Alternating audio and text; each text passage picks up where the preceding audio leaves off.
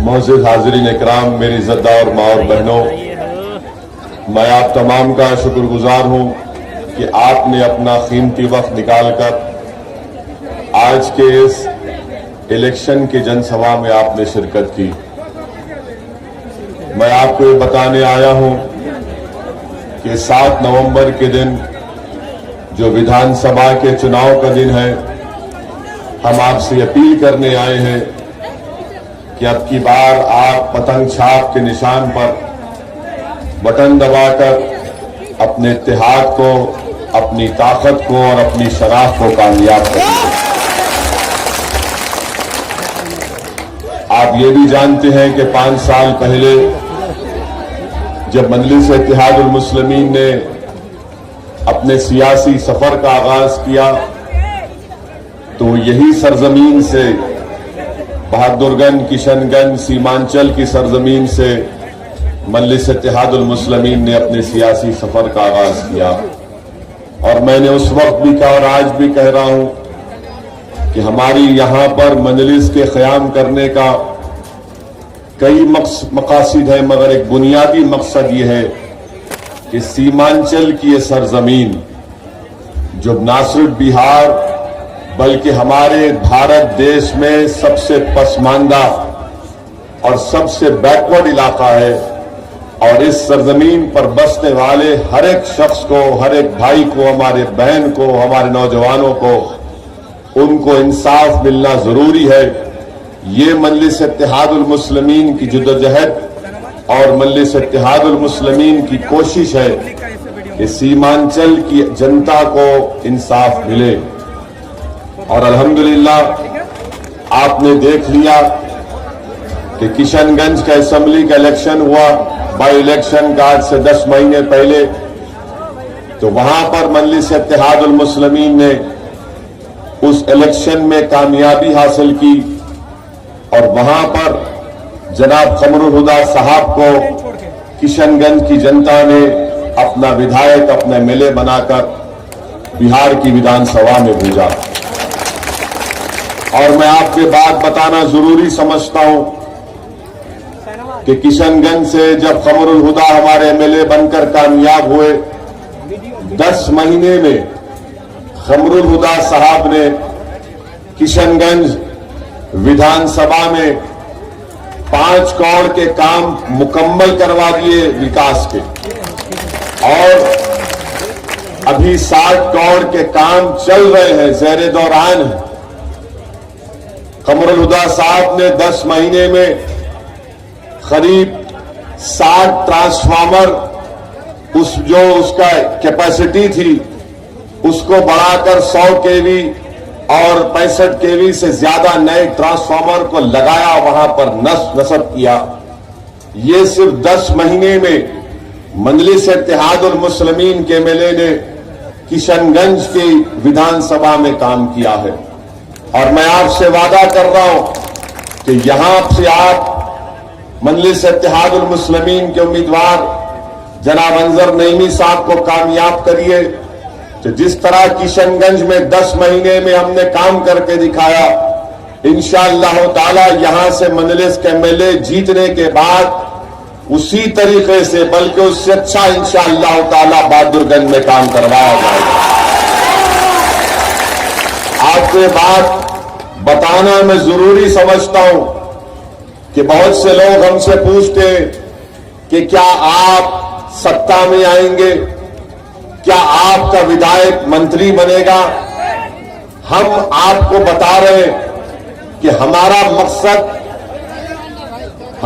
मकसद जीत कर सत्ता में हासिल करना नहीं है। हमारा मकसद यह है कि जब ये गरीब जनता धूप में निकलकर 5-5, 6-6 घंटे लाइन में खड़े होकर किसी पार्टी को वोट डालती है, तो हमारा पहला मकसद यह है कि उस जनता से इंसाफ किया जाए, उस जनता के जज्बात और उनकी तकालीफ को दूर किया जाए। मेरा मकसद मिनिस्टर बनना नहीं है। मैं इंशाअल्लाह ताला अपनी जिंदगी में कभी भी इख्तिदार या वो मंत्री संतरी का मुझे शौक नहीं है। मैं गरीबों के दिलों में अपनी जगह बनाना चाहता हूं और बनाकर रखूंगा इंशाअल्लाह। हाँ, जिनको सत्ता मिली उन्होंने बहादुरगंज के लिए क्या किया हमको बताओ। 25 साल से बहादुरगंज की जनता ने कांग्रेस को वोट दिया। 2000 से यहां से कांग्रेस का विधायक एमएलए जीत कर आ रहा है। अब उनको जवाब देना है बहादुरगंज की जनता को कि तुमने बहादुरगंज के इन गरीबों के लिए, इन जनता के लिए इस कॉन्स्टिट्यूंसी में विकास का क्या काम किया। मैं तौसीफ साहब का नाम लेकर उनसे पूछना चाहता हूं कि 5 तारीख से पहले, 5 नवंबर से पहले जनाब तौसीफ साहब 20 साल से आपके पार्टी का एमएलए जीत रहा है। तुम 20 जो काम करे वो बहादुरगंज की जनता को दिखा दो। तुम जो 20 काम जो तुमने किए वो बताओ उनको। तुमने कुछ नहीं किया और ये कहते हैं सत्ता में ओवैसी आएगा क्या। ऐ जालिमों, याद रखो, तुम इख्तियार और सत्ता की बात करते हो। अगर तुमको लगता है कि सत्ता में आने से कुछ फायदा होगा तो यकीनन हम उस बारे में सोचेंगे, मगर एक बात याद रखो, ओवैसी की गरीबी में शाही है, तुम मेरी शाही का मुकाबला नहीं कर सकोगे। हाँ, तुम सत्ता में रहे, बताओ आरजेडी के साथ तुम सत्ता में रहे, तुमने क्या किया बहादुरगंज के लिए। क्या तुम सत्ता में नहीं थे? क्या तुमने 5 साल पहले नीतीश कुमार, आरजेडी और कांग्रेस ने मिलकर गठबंधन बनाया और मुझ पर इल्जाम लगाया कि ओवैसी वोट कटवा है। मैं तुमसे पूछना चाह रहा हूं, क्या तुमने 2 साल तक नीतीश कुमार और आरजेडी साथ नहीं थे? तो बताओ तुमने उसमें क्या क्या काम किया बहादुरगंज के लिए।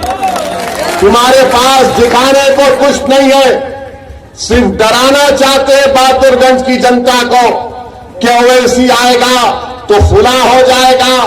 बीजेपी का डर दिखाना चाहते हैं।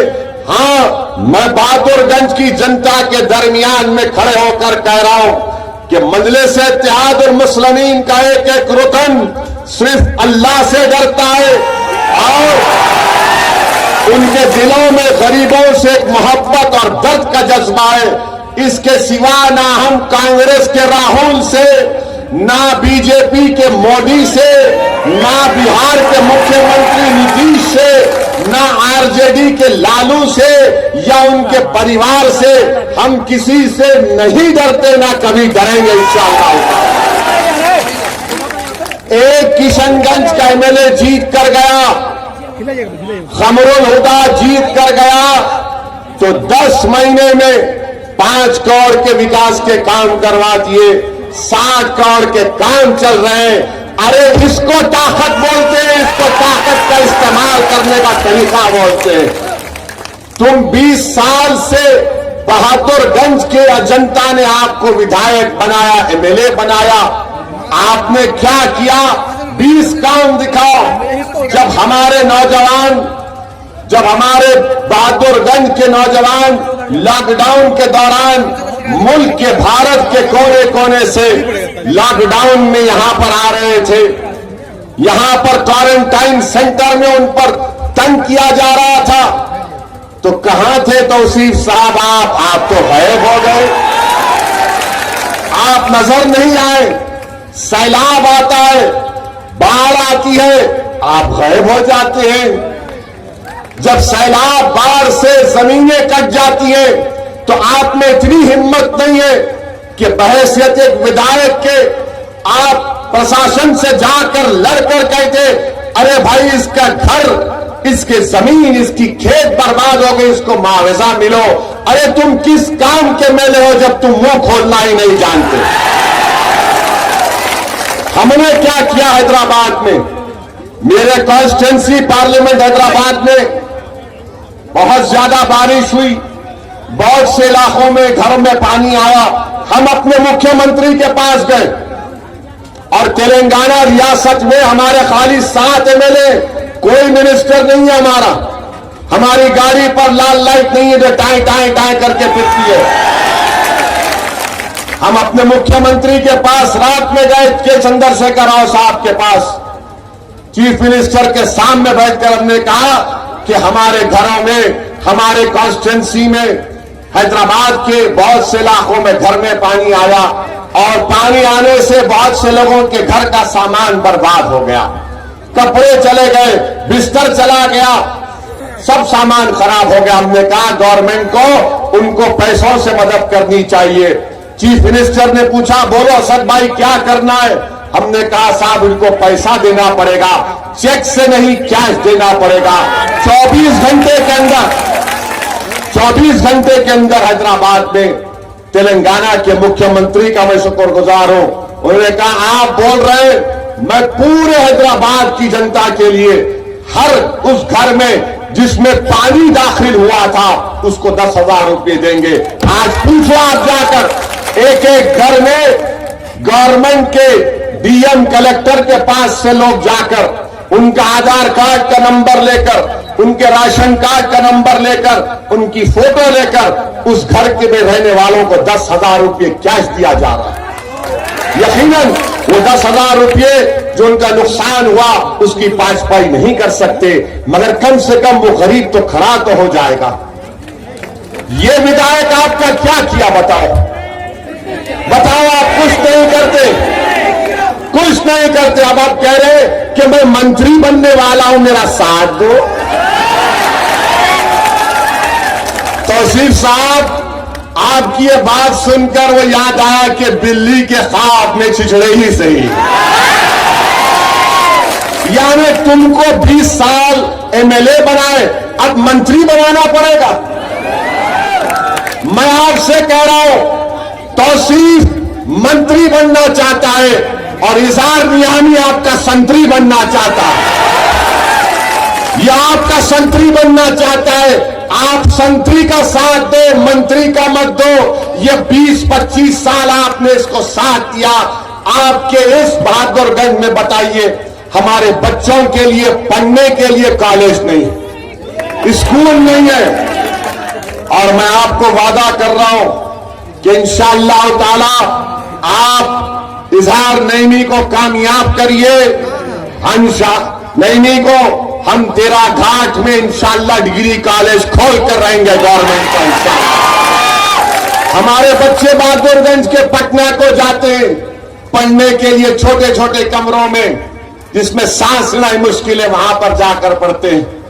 अस्पताल है, अस्पताल में ना खून का इम्तिहान होता, ना डॉक्टर के लिए कोई चीज है वहां पर बैठने के लिए। और ये 20 साल के विधायक, 20 साल 25 साल 20 साल हो गए कांग्रेस को यहां से। मेरे अजीज दोस्तों और बुजुर्गों, इसीलिए हम आपसे अपील कर रहे हैं कि जो तरक्की पटना और दरभंगा में हुई वो अब इंशाअल्लाह ताला सीमांचल में होगी, बहादुरगंज में होगी, कोचादामन में होगी, किशनगंज में होगी, अमूर में होगी, बैसी में होगी, जोकीहाट में होगी।